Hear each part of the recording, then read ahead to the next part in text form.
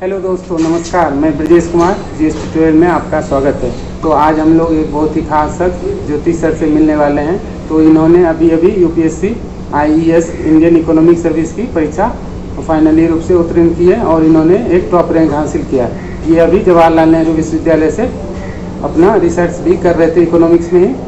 तो सबसे पहले तो कांग्रेचुलेसन भैया, अपने बारे में दर्शकों को कुछ बताइए। धन्यवाद ब्रजेश जी। मेरा नाम नवज्योति मिश्रा है। मैंने जवाहरलाल नेहरू विश्वविद्यालय से ही मास्टर इन इकोनॉमिक्स किया है और अभी यहाँ पे मैं रिसर्च स्कॉलर हूँ। मैं यहीं CESP जो एक इकोनॉमिक्स का कोर्स ऑफ़र करती है, उसमें मेरा यहाँ PhD कोर्स है। और साथ ही हमारे साथ हैं हमारे JNU के साथी संदीप जी। इनका भी अभी PSIIT में रिसर्च के लिए भी हुआ है, तो आपको भी कांग्रेचुलेसन। नमस्कार, मेरा नाम संदीप यादव है और धन्यवाद ब्रजेश।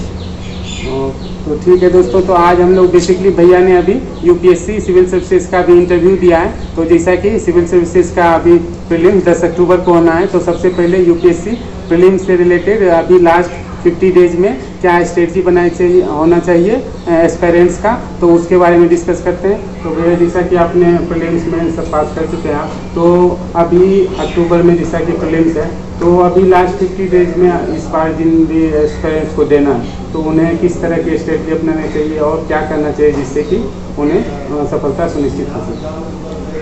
प्रीलिम्स काफ़ी डायनामिक हो चुका है और मेरे ख्याल से कैंडिडेट को थोड़ा रिस्की भी होना पड़ेगा। यदि आपको जो है एक मिनिमम लेवल जो स्टैंडर्ड बुक्स हैं उसको तो रिवाइज करना ही है, लेकिन इसका स्ट्रक्चर प्रिलिमिनरी एग्जामिनेशन का स्ट्रक्चर इस तरह हो गया कि आपको जो है काफ़ी ओपन रहना पड़ेगा।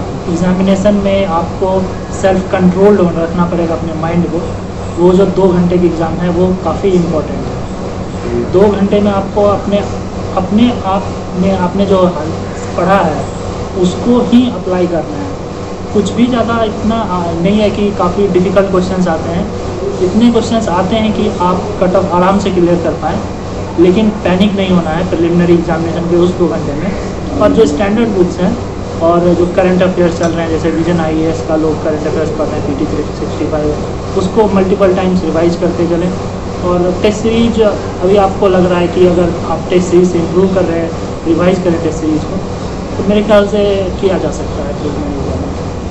Okay, thank you so much भैया। तो भैया ने अभी बहुत ही अच्छी बात बताई कि एक तो आपको एग्ज़ाम के ड्यूरेशन में पैनिक नहीं होना है और अभी अपना आत्मविश्वास बनाए रखना है। दूसरी बात इन्होंने ये कहा कि जो भी मटेरियल आप ऑलरेडी कर चुके हैं उसे ही बार बार मल्टीपल रिवीजन ही सक्सेस का की है उसे, और फिर मॉक टेस्ट अभी आप दे सकते हैं।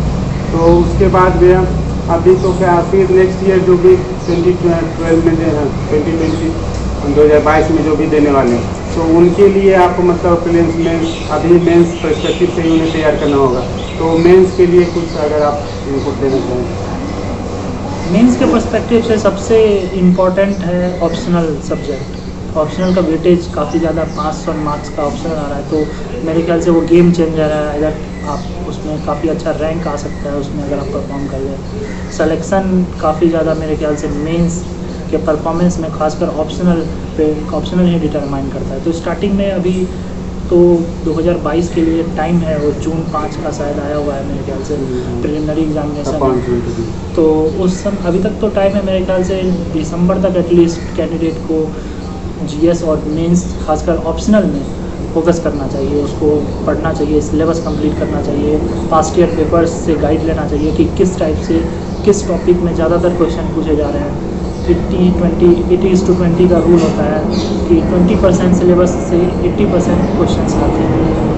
तो उसको ज़्यादा फोकस करना चाहिए कि जो हाई यील्डिंग टॉपिक्स हैं उसको भी आप कमांड करना है। तो मेरे ख्याल से काफ़ी अच्छी ज़्यादा अगर आपका कमांड है तो ज़्यादा पॉसिबिलिटी है सिलेक्शन, मेंस में एटलीस्ट सिलेक्शन होने की। और प्रीलिमिनरी एग्ज़ाम मेरे ख्याल से मार्च के बाद स्टार्ट करना चाहिए, क्योंकि प्रीलिम्स में काफ़ी चीज़ें फैक्चुअल्स भी रहती हैं, कुछ कंसेप्चुअल भी रहती हैं, और आपने जो मेंस में पढ़ा है ना वो काफ़ी हेल्पफुल रहता है प्रीलिम्स एग्जामिनेशन में। चाहे वो पॉलिटी हो या एनवायरनमेंट हो, साइंस एंड टेक हो, सब कुछ इंटर रिलेटेड है। आप सेपरेट वे में प्रिपेयर नहीं कर सकते हैं। अगर आप ये सोच रहे हैं कि प्रीलिमिनरी एग्जामिनेशन का स्पेशल फोकस करें, उसका अलग सिलेबस है, तो ऐसा कुछ नहीं है। मेंस में आपकी जो आप हिस्ट्री पढ़ रहे हैं, पॉलिटिकल पढ़ रहे हैं, वो प्रिपेयर ऑटोमेटिक हो रहा है, कब बस आप रिवीजन करते चले और okay, thank you so much.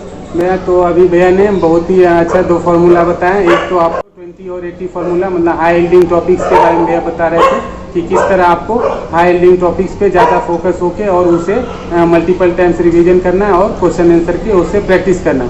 दूसरा, ऑप्शनल एक डिसाइडिंग फैक्टर आज भी है। लोग को लगता है कि अब तो एक ही ऑप्शनल है, जैसा कि पहले सिविल सर्विसेज में 2 ऑप्शनल हुआ करता था, तो लोग ऑप्शनल को ज़्यादा उसे फोकस करते थे। लेकिन अब एक ऑप्शनल होने की बजाय लोग ऑप्शनल को थोड़ा सा हल्के में लेते हैं और जीएस को ही सारा टाइम देते हैं। तो भैया ने जैसा कि अपने अनुभव से हमें बताया कि आज भी ऑप्शनल उतना ही डिसाइडिंग फैक्टर है जितना कि पहले हुआ करता था।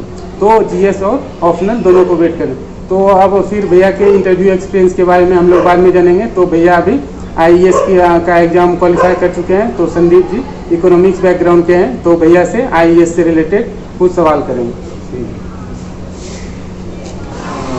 भैया सबसे पहले तो ये पूछना चाहूँगा कि इकोनॉमिक सर्विसेज का जो प्रिपरेशन है वो स्टार्ट कैसे करें? अगर कोई मास्टर्स अभी कर रहा है या जस्ट ख़त्म किया है तो वो शुरू कैसे करेगा इकोनॉमिक सर्विसेज का?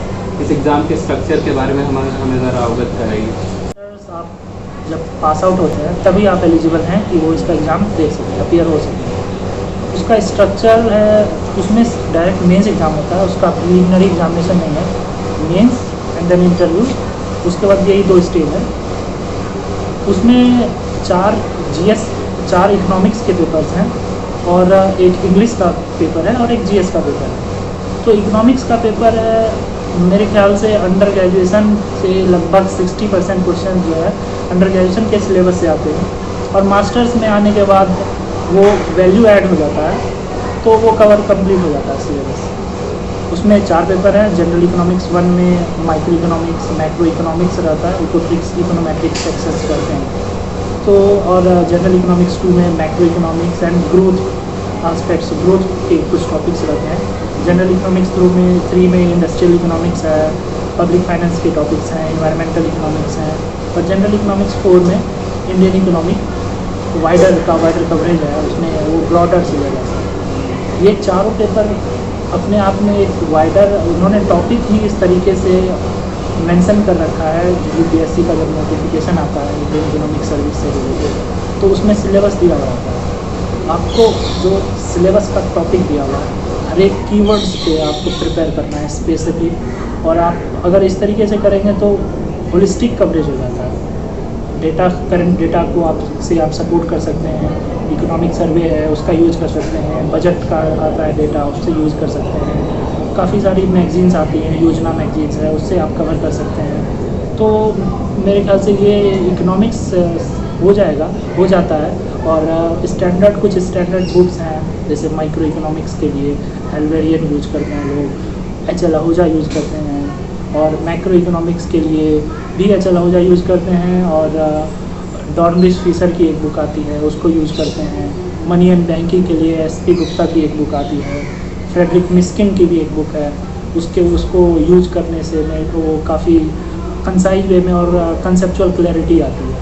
इंटरनेशनल इकोनॉमिक्स आता है, इंटरनेशनल के लिए सैल्वाडोर है, क्रूगमैन है। क्रूगमैन में काफ़ी ज़्यादा अच्छे से दिया हुआ है, उसमें काफ़ी ग्राफ दिए गए हैं, अंडरस्टैंडिंग जो क्लैरिटी आती है उसमें वो काफ़ी मदद करती है। और इकोनॉमिक्स के अलावा 2 पेपर जो इंग्लिश और जीएस का आता है, जीएस का बहुत ही जनरल पेपर आता है, वो मेरे ख्याल से 11th-12th के एनसीईआरटी करने से हो जाएगा। पॉलिटी क्लास 11th का जो एनसीईआरटी है और एक बेसिक कर्सरी रीडिंग लक्ष्मीकांत का भी करने से वो कवर हो जाएगा। जनरल इकोनॉमिक्स में कॉम्प्रिहेंशन आता है, एसे आता है, और कुछ ग्रामर क्वेश्चंस रहते हैं जैसे correct the sentences, removal of 2 question tags, इस टाइप के रहते हैं। तो वो एक्स्ट्रा उसमें प्रिपरेशन की ज़रूरत नहीं होती है। आप जो अभी तक पढ़े हैं उसी के बेस्ड पे एग्जामिनेशन में आपको अच्छे परफॉर्म करने होते हैं। ये मेरे ख्याल से ओवरऑल सिलेबस है और इसको अगर अच्छे से किया जाए तो किया जा सकता है। इंडियन इकोनॉमिक सर्विस उतना कुछ ज़्यादा ये कॉम्प्लेक्स और डिफ़िकल्ट नहीं है। भैया इसमें जो है डायरेक्टली मेंस एग्ज़ाम होता है जो कि सब्जेक्टिव होता है पूरी तरीके से, तो लोगों को प्रैक्टिस कहाँ से करना चाहिए। और डेवलपमेंट इकोनॉमिक्स है जिसमें बहुत ढेर सारे मॉडल्स हैं और लोगों को ये नहीं समझ में आता कि कहाँ से और कितने मॉडल्स करने चाहिए। उसके अलावा जैसे इंडियन इकोनॉमी हुआ जिसके बहुत ज़्यादा सोर्सेज हैं जहाँ से पढ़ा जा सकता है, तो उसके बारे में भी ज़रा बताइए। डेवलपमेंट इकोनॉमिक्स के लिए उन्होंने एक पर्टिकुलर मॉडल दे रखा है, उन्हीं मॉडल्स को पढ़ना है। डेवलपमेंट में काफ़ी सारे मॉडल्स हैं, बट हमें पास्ट ईयर पेपर्स को पहले देखना है। वो एक इफ़ेक्टिव गाइड है कि किस टाइप के क्वेश्चंस आ रहे हैं, क्वेश्चंस के लिंकिंग्स क्या हैं, दो मॉडल को एक साथ जोड़ के क्वेश्चन पूछा जा रहा है या कैसा लेवल ऑफ डिफ़िकल्टी क्या है क्वेश्चंस का। तो उस पर बेस्ड पे पास्ट ईयर को आप देखें, रेफ़र करें उसको, फिर बुक्स पे जाएँ। बुक्स मेरे ख्याल से एक एम एल जिंगन की है डेवलपमेंटल इकोनॉमिक्स की, उसमें आप सेलेक्टिव रीडिंग कर सकते हैं। फिर माइकल पी टोडेरो एंड स्मिथ की एक बुक आती है, उसको आप देख सकते हैं। इन दोनों बुक से मेरे ख्याल से काफ़ी ज़्यादा कवर हो जाता है जो भी इंडियन इकोनॉमिक सर्विस के लिए रिक्वायर्ड टॉपिक्स है, वो उन्होंने सिलेबस में जो दे रखा है। इंडियन इकोनॉमी में दो बुक हैं, या तो आप उमा कपिला को रेफ़र करें और एक हिमालयन पब्लिकेशन की इंडियन इकोनॉमी की आती है, गुप्ता एंड कपूर की एक बुक है, तो उसको आप रेफ़र कर सकते हैं। और फिर सप्लीमेंट आप करना है जो करंट से रिलेटेड क्वेश्चंस आते हैं, तो आप इकोनॉमी के सेक्शंस को आप रेफ़र कर सकते हैं। मैगजीन्स के मार्केट में किसी भी मैगजीन को आप ले सकते हैं। ऐसा कुछ नहीं है कि कोई पर्टिकुलर मैगजीन पढ़ना है, आप किसी भी मैगजीन्स को इकोनॉमिक सेक्शन से जाके अपने डेटा करंट को आप थ्योरेटिकल एस्पेक्ट्स के साथ सिंक करके आप उसको यूज कर सकते हैं। इसमें मेजर इम्पॉर्टेंट रोल है मल्टीपल टाइम्स रिविजन्स का और पास्ट ईयर पेपर्स की प्रैक्टिस। एक with in the time framework आपको वहाँ पे रिप्रोड्यूस करना होगा, तो उसमें आपको काफ़ी ज़्यादा राइटिंग प्रैक्टिस और रिविजन्स की ज़रूरत है। इन दोनों के करने से आसानी से आप विद इन द टाइम आप कर सकते हो क्वेश्चन एग्जामिनेशन में। और भैया राइटिंग जब हम करते हैं इकोनॉमिक सर्विसेज के क्वेश्चन जब लिखते हैं, तो आपका ऐसे रफ स्ट्रक्चर क्या होता है बेसिकली, और क्या डायग्राम बनाने से ज़्यादा मार्क्स मिलते हैं? एक पर्टिकुलरली वन फिट तो नहीं होता है कोई भी स्ट्रक्चर, वो तो क्वेश्चन के अकॉर्डिंग फ्रेम किया जाता है। बट हाँ, जो क्वेश्चंस पूछा जा रहा है आप उसके क्रक्स को समझिए और स्टार्टिंग में आप उसके बारे में कुछ लिखें, या फिर इंट्रोडक्टरी हो, स्टार्टिंग हो, या फिर किसी डेटा से, government data, Indian economic survey या एनुअल रिपोर्ट से कुछ आया उससे रिलेटेड टॉपिक, तो आप उसको यूज कर सकते हैं। इंट्रोडक्टरी पार्ट स्टार्टिंग वहीं से हो, फिर क्या पूछा जा रहा है क्वेश्चन में उसके बारे में पूछे। अगर कुछ काउजेज है या रिलेशंस किसी के बीच इस्टेब्लिश्ड हो तो आप लिख सकते हैं। ऐसा कुछ यूनिवर्सल रूल नहीं है कि डायग्राम बनाना है या फिगर बनाना है, फ्लो चार्ट बनाना है। ज़बरदस्ती किसी चीज़ में ऐड करने से वो इरिटेटिंग भी लगता है। किसी चीज़ में आप डायग्राम पूछा ही नहीं जा रहा, आप ज़बरदस्ती आप डायग्राम आप लिख रहे हैं, तो एक नेगेटिव इम्पैक्ट भी आता है इससे। जहाँ पूछा जा रहा है और जहाँ ज़रूरत है डायग्राम अवश्य बनाना चाहिए और फ्लो चार्ट भी बनाना चाहिए। बट ज़बरदस्ती किसी चीज़ में डालने से वो इरिटेटिंग लगता है और वो नेगेटिव इंप्रेशन क्रिएट करता है। आईएएस के बारे में क्या क्वेश्चन आंसर का पैटर्न होना चाहिए प्रैक्टिस के लिए, चाहे कौन कौन से सोर्स फॉलो करना चाहिए, भैया ने डिफरेंट सारे बुक्स का नाम बताया जो कि आप आराम से उससे अपनी सेल्फ स्टडी कर सकते हैं। तो अब हम बात करते हैं अभी भैया जैसा कि यूपीएससी सिविल की का इंटरव्यू दे के आए हैं, तो इंटरव्यू को लेके आईएएस के इंटरव्यू को लेके हमें बचपन से ही जिस तरह ऐड वाली कंपनियां हमें बनाती आ रही हैं, उसी तरह डिफरेंट सारे मिथ्स बंद होते हैं कि आईएएस के एग्जाम में पूछा जाता है कि आप कितनी सीढ़ियाँ चढ़ के आए हैं, कितने बटन हैं, या कुछ इसी टाइप के इलॉजिकल और इंटरेस्टिंग सवाल को कहा जाता है कि ये आईएएस में पूछा जाता है, जो कि हमें बाद में यहाँ आके पता चलता है कि ये सब ऐसा कुछ नहीं होता है। तो आज रियलिटी में भैया ने जैसे अभी 2-4 दिन पहले ही सिविल का इंटरव्यू दे के आए हैं, तो भैया से क्या क्या किस टाइप के सवाल पूछे जाते हैं और उनका कैसा अनुभव रहा उसके बारे में हम जानेंगे। तो भैया आपने सिविल के इंटरव्यू के बारे में कुछ बताया। I think interview experience most unique experience होता है।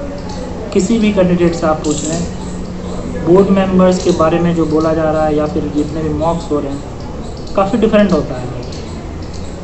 अभी जब आप इंटरव्यू अंदर जाते हैं, रूम के अंदर जाते हैं, तो पैनल मेंबर आपको कंफर्ट फील कराते हैं कि आप आराम से बैठिए, पानी पीजिए, कंफर्ट फील कीजिए, अपने आप को रिलैक्स कीजिए। ये टेस्ट ऑफ एग्जामिनेशन नहीं है, ये टेस्ट ऑफ पर्सनैलिटी है।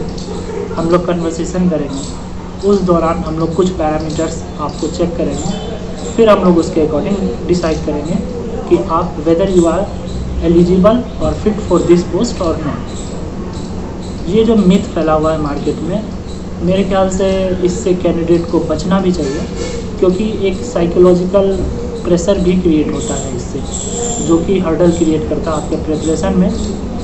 अलग कुछ भी नहीं है पर्सनालिटी टेस्ट में, बस एक आर्टिकुलेशन होना चाहिए, आपके जो थॉट्स हैं उसमें क्लैरिटी होना चाहिए, प्रेजेंटेशन पे ज़्यादा फोकस होना चाहिए। नॉलेज वो टेस्ट नहीं कर रहे हैं, क्योंकि वो टेस्ट आपका मेंस में हो चुका है। वो एक प्रेजेंस ऑफ माइंड चेक करते हैं, कुछ क्वेश्चंस को पूछ के आपकी हॉबीज़ बैकग्राउंड से आप वो भी उतने ही एक्साइटेड हैं आपके बारे में जानने के लिए जितना कि आप एक्साइटेड हैं इंटरव्यू में अपीयर होकर उनसे बातचीत करें। इससे इस स्टेज को एंजॉय करना चाहिए, ना कि एज ए बर्डन यूज़ करना चाहिए। मेरा इंटरव्यू काफ़ी मेरे समझ से अच्छा गया था। उन्होंने मुझे पूछा कि आपका बैकग्राउंड क्या है, तो मैंने बोला कि इकोनॉमिक्स में मैंने MA किया है।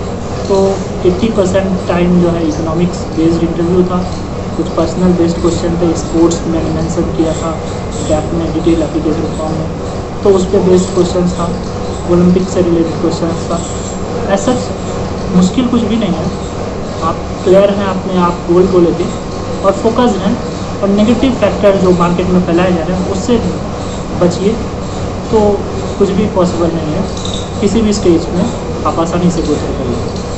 Okay, thank you so much भैया। तो अभी भैया ने अपने इंटरव्यू एक्सपीरियंस के बारे में बताया, और जितने भी मिथ्स हैं और जितने भी टिपिकल या ट्रिवियल टाइप के मार्केट में सवाल घूमते रहते हैं कि IAS में पूछा गया ये सवाल, IAS में पूछा गया वो सवाल, तो उस टाइप के कुछ नहीं। भैया ने जैसे बताया कि पूरा ही फ्रेंडली इन्वायरमेंट में पर्सनालिटी का टेस्ट लिया जाता है, ना कि ट्रिवियल GK पूछ के आपके नॉलेज का। और दूसरी बात यह है कि वो आपका ऑलमोस्ट मैक्सिमम क्वेश्चन आपके डिटेल एप्लीकेशन फॉर्म में आपके बैकग्राउंड से, आपके हॉबी से, इसी के अराउंड इंटरव्यू इर्द गिर्द घूमता है। तो उसके बाद तो सबसे पहले तो हम आपको बेस्ट विशेष देना चाहेंगे कि फाइनल सिलेक्शन के लिए। थैंक यू आपका भी। उसके बाद अब लास्ट हम लोग अपने टॉक शो के लास्ट चरण में हैं, तो आपने रिवीजन को तो बहुत ज़्यादा फोकस किया। एक और सफलता के लिए बहुत ही इम्पोर्टेंट पैरामीटर माना जाता है कंसिस्टेंसी।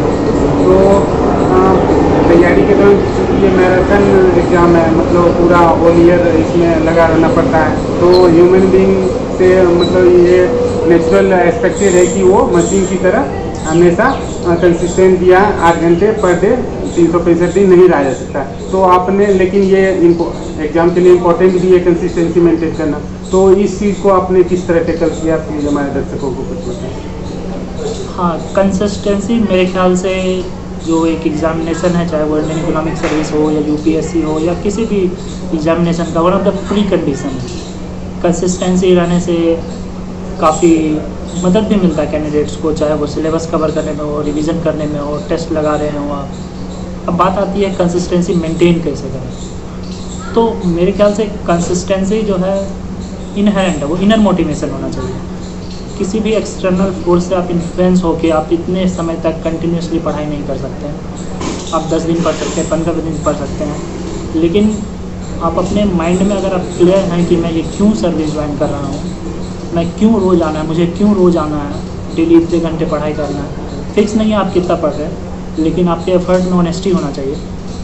वो खुद ब खुद आपको कंसिस्टेंट बना देगा।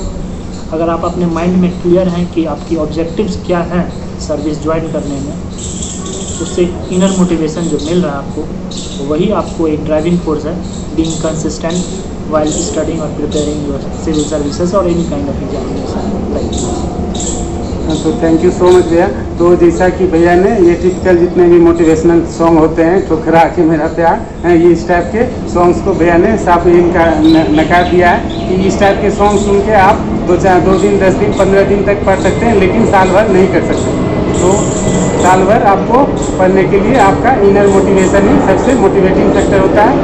तो once again thank you so much भैया समय देने के लिए। थैंक यू आपका, थैंक यू संदीप।